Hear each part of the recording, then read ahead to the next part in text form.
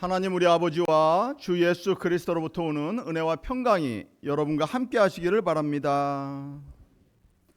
오늘 본문이 들어있는 요한복음 17장은 예수님의 대제사장 기도라 부릅니다. 예수님을 따르는 제자들과 모든 믿는 자들을 위한 중보 기도입니다. 이 기도는 크게 세 부분으로 나뉘어져 있습니다. 1절부터 5절까지는 예수님 자신을 위한 기도로 사명 완성을 위한 기도입니다. 아버지야 때가 이르렀사오니 아들을 영화롭게 하사 아들로 아버지를 영화롭게 해달라라는 기도입니다. 예수님은 십자가 고난과 대속을 통한 목숨을 건 순종이 하나님 아버지를 영화롭게 하고 결국 자신을 영화롭게 하는 길임을 잘 알고 계셨습니다. 그래서 고난의 십자가 길을 온전히 순종의 길로 나아가신 것입니다. 우리 성도들 역시 영원한 생명과 또 영광된 천국을 바라보며 오늘 내게 주어진 십자가를 순종 가운데 기쁨으로 달개지며 살아가야 하는 것입니다. 현재 성도들에게 주어진 고난은 장차 우리에게 나타날 천국 영광과 비교할 수 없기 때문입니다. 그렇게 주어진 사명에 최선을 다해 살 때 주님이 가지셨던 영광을 여러분도 얻게 될 것입니다. 오늘날 교회의 문제는 많은 성도들이 영광만 바라고 자신이 감당해야 할 십자가는 잊고 또 멀리하며 사는 것입니다. 성도들이 십자가 없는 영광을 탐할 때 교회는 늘 타락했던 것입니다. 오늘날 한국교회의 문제는 말로만 주여 주여 하면서 하나님을 섬긴다라고 말합니다. 하지만 많은 경우 자기 희생과 섬김을 피하려 드는 것을 볼 수가 있습니다. 주님을 따르면서 오는 수고와 헌신과 십자가 없이 영광만 탐하려 하는 것입니다. 자신의 이익만 챙기려 드는 것입니다. 그 결과 오늘날 한국교회의 사회적인 신뢰도는 거의 땅바닥을 치고 있습니다. 기독교 윤리실천운동이 조사한 바로는 한국교회 신뢰도가 21%밖에 되지 않는다라고 나타났습니다. 충격적인 일인 것입니다. 17세에서 28세 소위 Z세대 비기독교인들을 대상으로 한 통계에서는 82.6%가 한국교회를 신뢰하지 않는다라고 답을 했습니다.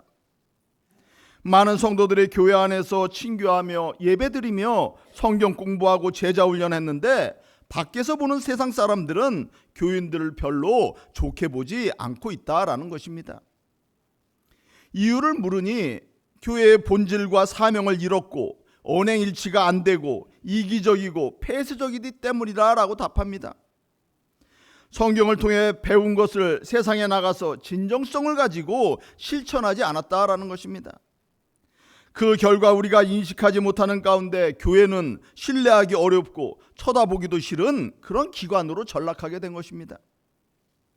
교회들이 사회적 봉사도 많이 해왔는데 생색내기 행사다라고 생각을 합니다. 귀찮고 손 많이 가고 별로 드러나지 않는 일들은 회피하며 정작 주민들에게 필요한 사역들은 하지 않은 결과인 것입니다. 그 중에 하나가 화장실, 교회 휴게실, 기도실 등을 개방하는 일입니다. 여러 목사님들과 말씀을 나눠보면 취지는 좋은데 다들 어려운 이유들을 몇 가지씩 댑니다. 들어보면 사실은 목회자나 성도들이 이런 일들을 귀찮아하기 때문입니다. 그런데 교회 문을 닫고 여는 것은 지역사회의 마음을 닫고 여는 것과 같습니다. 지역사회의 마음을 열지 않았는데 무슨 전도가 되고 교회 신뢰도가 높아지겠습니까?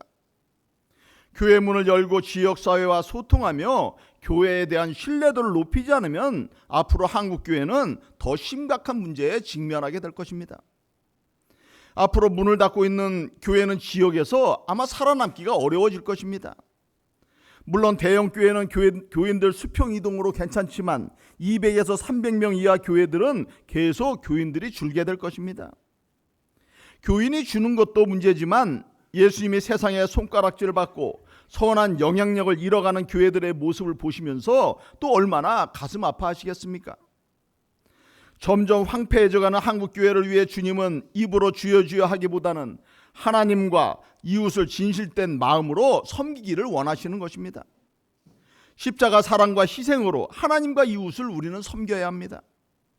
예수님의 십자가 죽음이 부활과 승천으로 이어지는 하나님의 영광을 회복하는 길이다라고 말씀하셨습니다. 예수님이 지셨던 고난의 십자가가 영광인 것처럼 여러분들이 신앙생활하며 감당하는 여러 십자가들도 고난이 아니라 영광이 되는 것입니다. 그날을 기대하며 우리는 살아가야 하는 것입니다.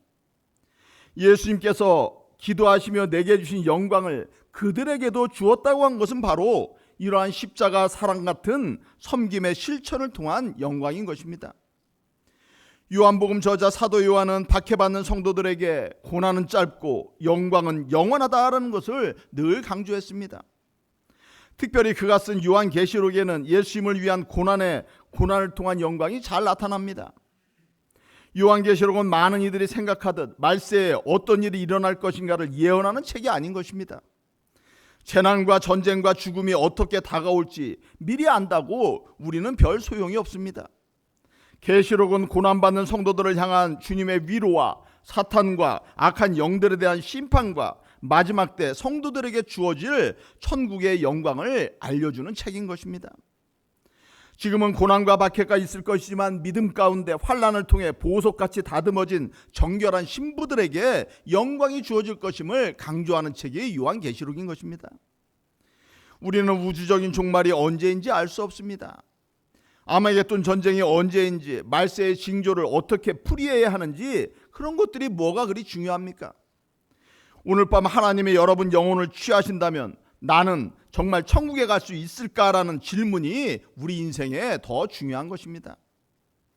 이 땅에 사는 동안 자신에게 주어진 사명과 십자가를 잘 감당하고 영광된 천국을 소망하며 하루하루를 살아가야 합니다.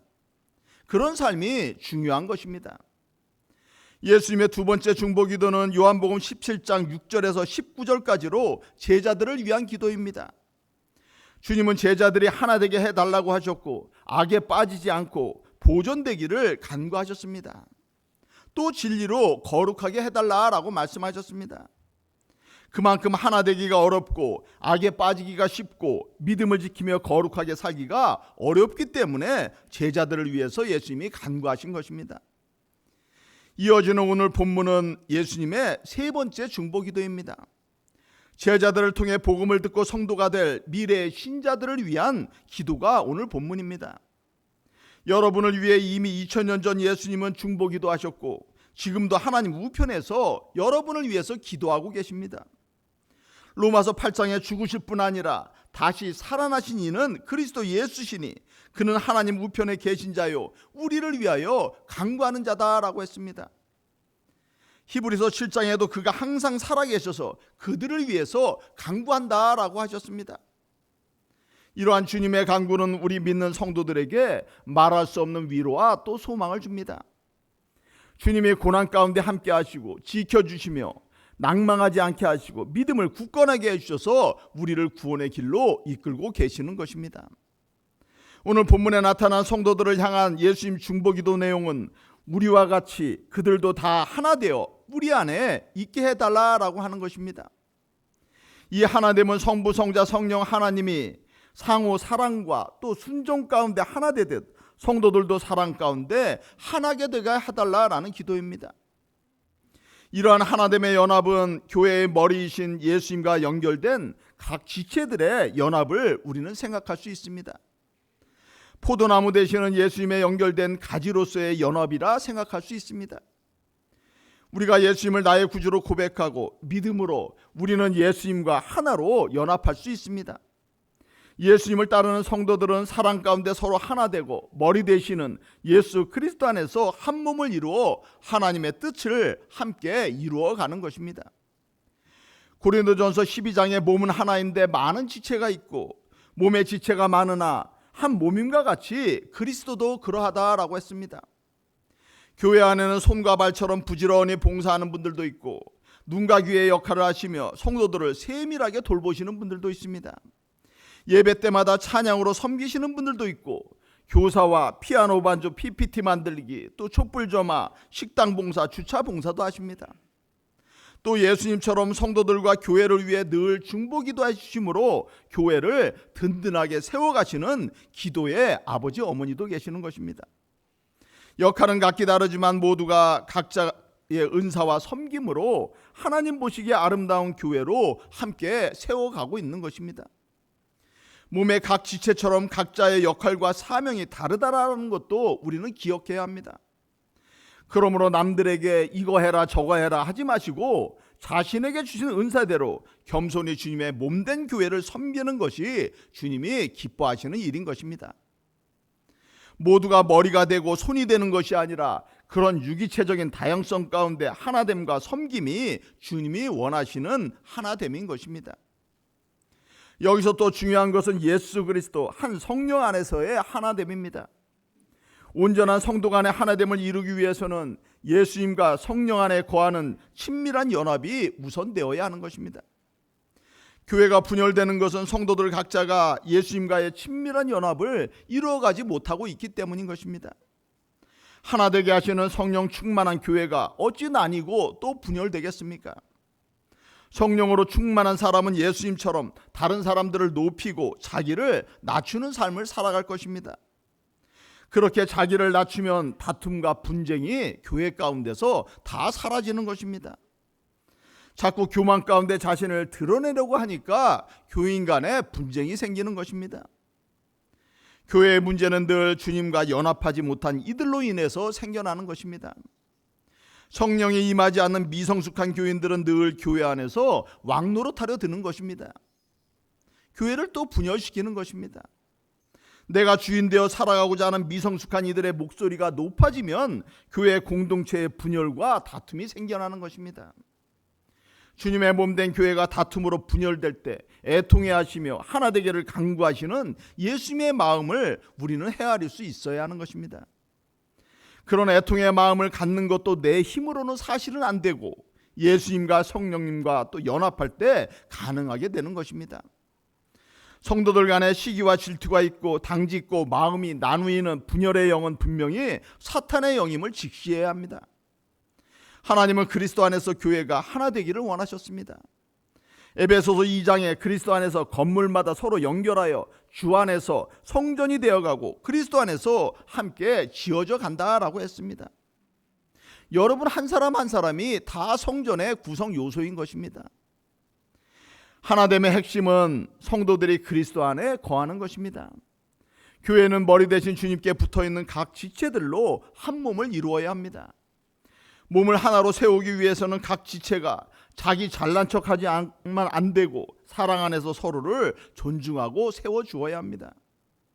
하나님의 자녀로서 한 가족 형제 자매가 되었기에 형제의 영광이 내 영광이고 형제의 아픔과 수치가 내 아픔과 수치가 되어야 하는 것입니다. 이러한 사랑으로 하나됨이 세상에 하나님의 영광을 드러나게 한다라는 것입니다. 이것을 깨달은 초대교회 교인들은 세상에 만연된 분열과 차별의 장벽들을 부수어 나갔습니다. 요한복음이 쓰여질 당시 온 로마 제국 안에서 주인과 노예된 종이 함께 예배하며 말씀 듣고 식사하며 친교를 나누는 것은 오직 교회 공동체 하나였습니다. 어떻게 부유하고 지체 높은 귀족과 가난하고 천대받은 노예가 함께 한 상에 둘러앉아 먹고 마실 수 있겠습니까? 그런데 복음이 전해지는 곳마다 이방인과 유대인, 노예와 자유인, 부자와 가난한 자들이 하나가 되는 역사가 나타났습니다. 참된 성령 충만함이 임할 때 모든 지역과 신분과 성차별의 벽이 허물어지고 하나되가 되는 역사가 나타났음을 우리는 볼 수 있는 것입니다. 그런데 불행하게도 지금의 많은 교회들 가운데 때로는 빈부 차이로 배운 자와 못 배운 자로 장애인과 비장애인으로 교회 안에서도 나뉘어지는 것을 볼 수 있습니다. 모든 한 영혼이 천하보다 귀한데 가난한 이들이 교회에 오면 눈치 둔다라는 가슴 아픈 이야기도 들려오는 것입니다.